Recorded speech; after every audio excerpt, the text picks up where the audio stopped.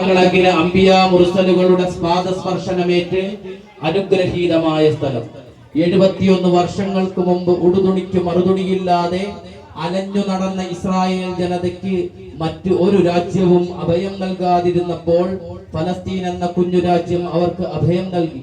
അവർക്ക് ഭക്ഷണവും വസ്ത്രവും ഭൂമിയും അവർക്ക് വേണ്ടതെല്ലാം നൽകി.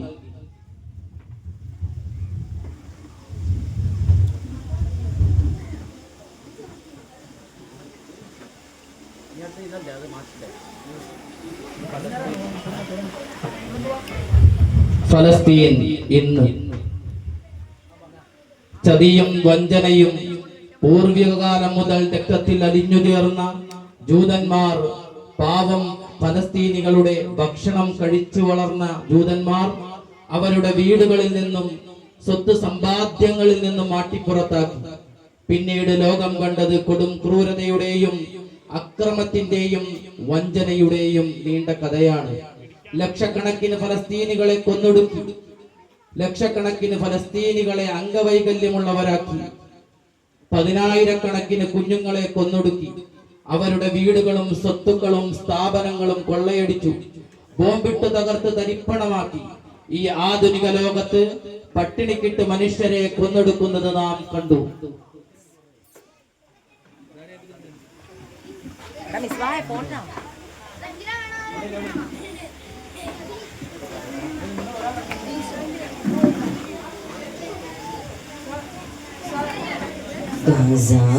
ഗസാതരൂവിലെ ചോര കണ്ടേ ഞാനും എഴുതട്ടൊരു കണ്ണീർ കാവ്യം.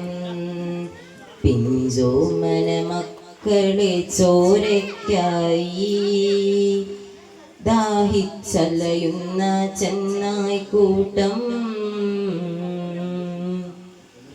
മരിച്ചത് ഞാനല്ല, നീയാണ് മുസ്ലിമേ. ഫാസിസ തടവറയിൽ അടിമയായി നിൽപ്പോ നീ എന്ന് തീരും ഈ കണ്ണുനീരിൻ മോചനം നേടുകില്ലേ. ഫലസ്തീൻ ചിരിയെന്നത് കാണാക്കിനാവല്ല, അറബി പൊൻ വിളയുന്ന കാലം വരുന്നുണ്ട്. തക്കുവ കൊണ്ട് നേടിടുവേ ഫാസിസം കരയുമെന്ന്. ഗസാതരൂവിലെ ചോര കണ്ടേ ഞാനും എഴുതട്ടൊരു കണ്ണീർ കാവ്യം. പിഞ്ചോമന മക്കളെ ചോരയ്ക്കായി ദാഹിച്ചലയുന്ന ചെന്നായ്ക്കൂട്ടം. കുതിസിൽ വീശുന്ന ഇളം കാറ്റിൽ വിതുമ്പുന്നു, വിരിയും മുന്നേ വിട ചൊല്ലിയതും കണ്ടില്ലേ ശൂന്യമായി ഗാസ ഇന്ന്.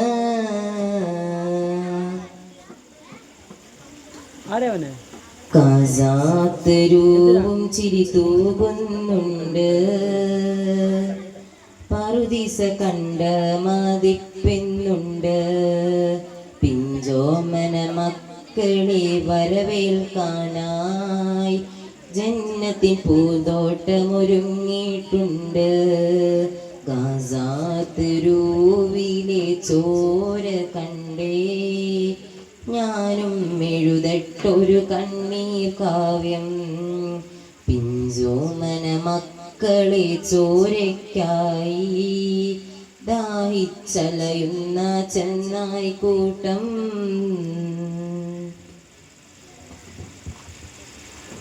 ഒരിക്കൽ കൂടി ഫലസ്തീന്റെ 2 കാലഘട്ടം നിങ്ങളുടെ മുന്നിലേക്ക് കാണിച്ചു തരുന്നു.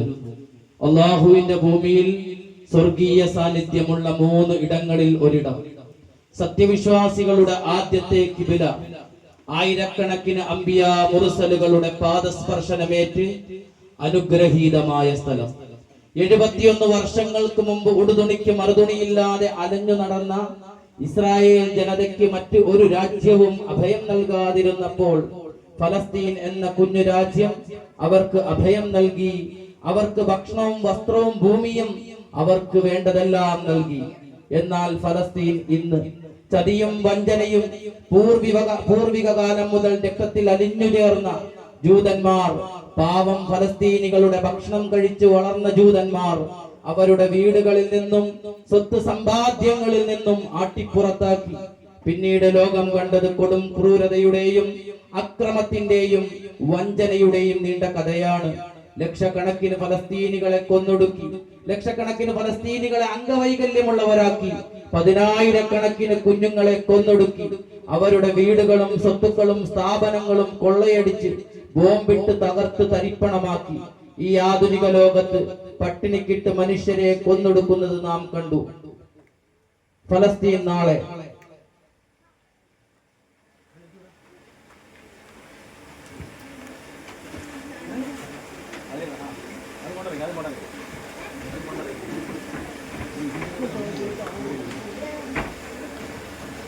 ഫറോവയെ കൊല്ലാൻ ഒരു ആൺകുട്ടി ജനിക്കാൻ പോകുന്നു എന്നറിഞ്ഞപ്പോൾ മുഴുവൻ ആൺകുട്ടികളെയും കൊല്ലാൻ കൽപ്പിച്ച ഫറോവ, ആ ഫറോവയുടെ കിടപ്പുമുറിയിൽ ആ കുട്ടിയെ വളർത്തിയ പടച്ച റബ്ബിനെ പിടിച്ചവരാണ് ഗസയിലെ പോരാളികൾ. ഒരു നെതന്യാഹുവിനും പേടിപ്പിക്കാൻ കഴിയാത്ത വിധം ഉശിരുള്ള കണ്ണുള്ളവരുടെ പേരാണ് ഗസക്കാർ. ഒരു നെതന്യാഹുവിനും പേടിപ്പിക്കാൻ കഴിയാത്ത വിധം ഉശിരുള്ള കണ്ണുള്ളവരുടെ പേരാണ് ഗസക്കാർ. തീരാത്ത ധൈര്യമുള്ള മനസ്സുള്ളവരുടെയും പേരാണ് ഗസക്കാർ. പറിച്ചെറിഞ്ഞവരുടെ മുന്നിൽ തഴച്ചു വളരുന്ന കാട്ടുചെടി പോലുള്ള മനസ്സുള്ളവരാണ് ഗസക്കാർ. ലോകത്തിന്റെ നായകൻ മുത്തുനബി സല്ലല്ലാഹു അലൈഹി വസല്ലം പറയുന്നുണ്ട്, ജൂതന്മാർ തോറ്റോടി കല്ലിന്റെയും വൃക്ഷത്തിന്റെയും പിറകിൽ ഒളിക്കുമ്പോൾ, യാ മുസ്ലിം തആൽ ഹാദാ യഹൂദിയുൻ ഫഖ്തുലൂ, യാ മുസ്ലിം